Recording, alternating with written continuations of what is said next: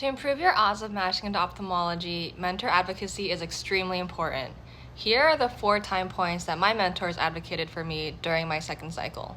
Hi, my name is Avery, and I successfully matched into ophthalmology residency after taking 2 gap years and going unmatched my first year. Here to share all the lessons I've learned throughout the process with you. I was very fortunate to have extremely supportive mentors my second time applying who actively encouraged me to ask them to reach out to programs on my behalf. Mentor A, my closest connection, reached out a total of 3 times throughout the cycle. Once after I submitted all my applications to my top 7 programs, another time after all my interviews to all my interviewed programs, and once more the week before rank lists were due to my number 1 program.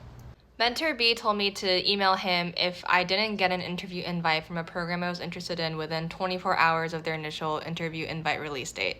He would send an email to that program in the hopes of getting me onto their waitlist, or if I was already on their waitlist, in the hopes of getting me an interview invite. Mentor B also reached out to my number 1 program after the interview with my intent to rank them number 1. Mentor C had specific connections with 2 programs, which he reached out to after I submitted my applications and also the week before my interviews at those 2 programs.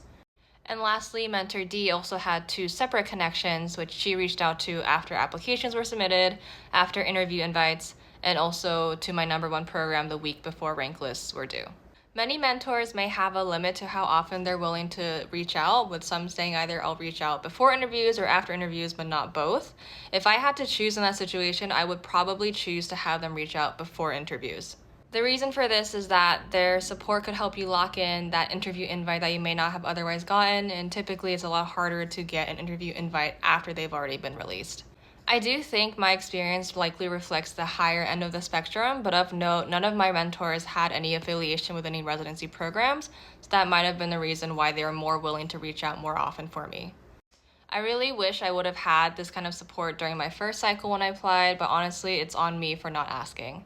For example, Mentor D told me after I went unmatched the first time that she was shocked and that she felt bad that she didn't push for me as hard as she should have because she thought I already had it in the bag and that I didn't need it.